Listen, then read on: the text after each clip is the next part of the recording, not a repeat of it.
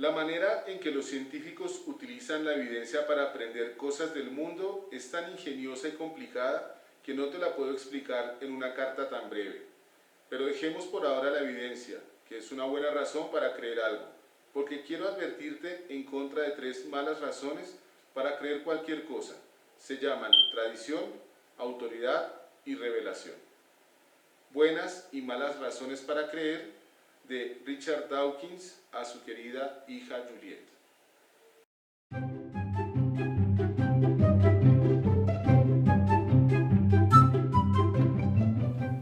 Hola a todos, ¿cómo están? Mi nombre es Gustavo Laverde Sánchez y este es su canal Leer la Biología. El canal para reflexionar en torno a algunos documentos que nos han ayudado de manera directa o indirecta a construir nuestra mirada sobre la vida, lo vivo, sus fenómenos y la manera de abordarlos desde una perspectiva científica. En esta ocasión los invito a que conozcamos una carta, se llama Buenas y malas razones para creer, escrita por Richard Dawkins y dirigida a su hija Juliet cuando cumplía los 10 años de edad. Dawkins pues, es un genetista muy reconocido, autor del libro El gen egoísta y también reconocido por ser el adalid de la causa escéptica pues, en el mundo entero. Ha recorrido el mundo explicando las razones de cómo trabaja la ciencia y sobre todo desligándolas pues, de lo mítico, lo mágico e incluso de lo religioso. En esta ocasión la carta pues, es pública, se encuentra en cualquier portal de internet, basta con colocarlo en un buscador y también es muy breve, pero tiene unos principios básicos con los cuales se puede generar una especie de filtro para aceptar o no aceptar, creer o no creer algunas de las explicaciones que se nos da frente a las preguntas que hacemos, incluso algunas que vienen como en un movimiento de moda o un movimiento de resurrección de posturas frente a cosas que ya se habían creído explicadas o por lo menos superadas y que le ha costado a la humanidad muchos años, incluso miles de años, comprender. Básicamente, la carta tiene 3 momentos. Un momento que es el introductorio, en el que Dawkins le dice a su hija que si no se ha preguntado cómo es que sabemos lo que sabemos, cómo es que hemos logrado avanzar frente a algunas preguntas esenciales y ese cómo pues lo relaciona inmediatamente a el método científico, pero específicamente a el poder preguntar, responder y comprobar esa respuesta a través de un elemento básico que es la evidencia comprobable. Entonces, digamos que el primer elemento de la carta es resaltar o exaltar la evidencia como base de nuestro criterio para escoger o aceptar algunas de las cosas que se nos dicen.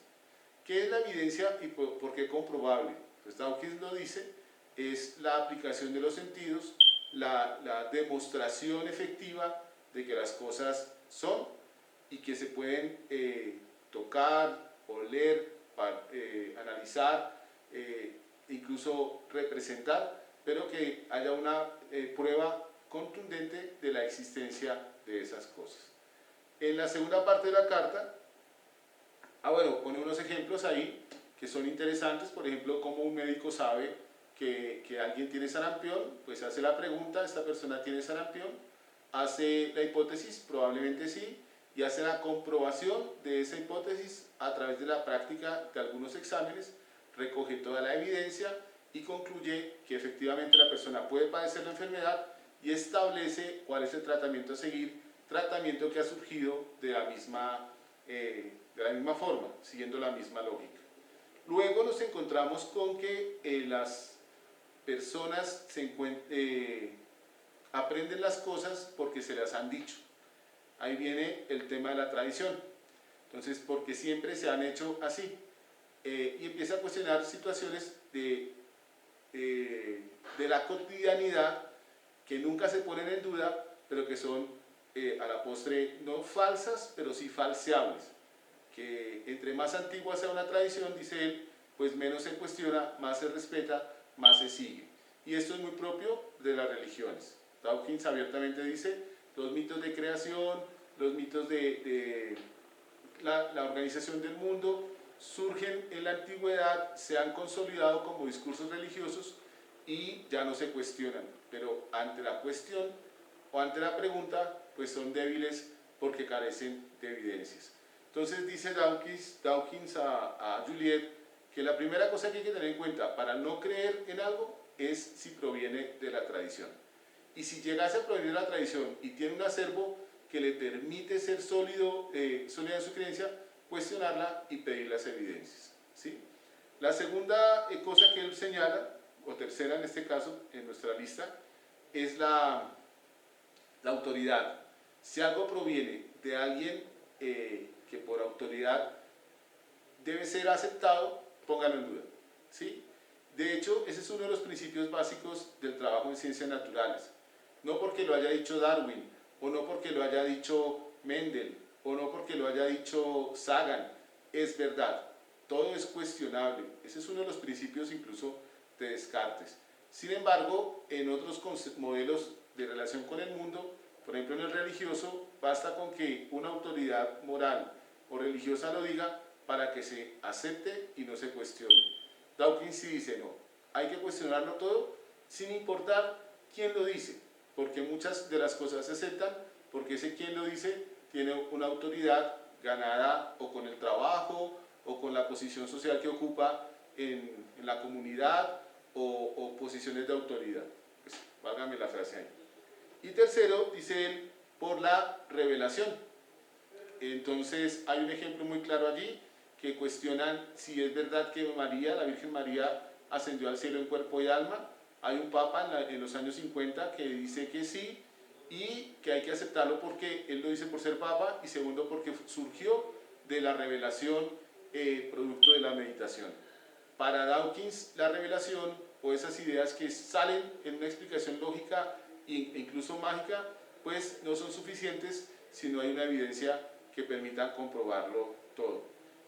Cierra la carta diciendo que es difícil, que de todas maneras nosotros vivimos en una comunidad y necesitamos de los otros para poder ser, que nuestros cerebros se contactan, se conectan y que de alguna manera a todos nos gusta responder unas preguntas de una manera sencilla, pero pues que tenemos de todas maneras también que velar porque esa construcción del conocimiento, el discurso alrededor de lo que explica los fenómenos de la Tierra y la Tierra misma, el universo mismo, pues tengan un grado de aceptabilidad desde el punto de vista de lo científico para que pueda en el futuro ser utilizado y ser valorado en sus dimensiones.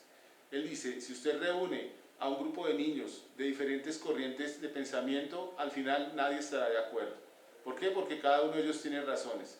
El escepticismo vela porque haya una especie de objetividad o una mirada objetiva frente a los fenómenos que observamos en la naturaleza, para que todos, independientemente de nuestro origen, lleguemos a un acuerdo y podamos construir aproximaciones verdaderas alrededor del mundo que nos rodea. Él termina diciendo que bueno, ¿para qué entonces todo eso? ¿Cierto? Pues básicamente es para que tenga una construcción sólida y una forma clara de comprender el mundo que lo rodea y que no caiga fácilmente en fanatismos o miradas mágico-religiosas que hacen lo contrario que busca la ciencia, no tanto abrir el pensamiento y explicar el mundo, sino por el contrario, cerrar esa mirada de la curiosidad natural a la especie humana. Bien interesante la carta, yo la he trabajado muchas veces con mis estudiantes, considero que pues si es cierto que la verdad absoluta no existe, sí debemos buscar un mecanismo para que lo que producimos o lo que leemos pues tenga un estatus de confiabilidad. Creo que la mirada de Dawkins apunta a eso, a que las cosas que hagamos pues sean confiables porque son pilares o son bloques que ayudan a construir otras miradas, otras teorías y avanzar en la comprensión colectiva, humana, del universo. Entonces, los dejo ahí. Ojalá que se animen a leerla, se animen a compartirla, a discutirla Y recuerden, este es un canal para hablar sobre estas cosas. Gracias por estar ahí, gracias por suscribirse y nos vemos en otra ocasión. No olviden darle like para ver si el canal crece. Chao.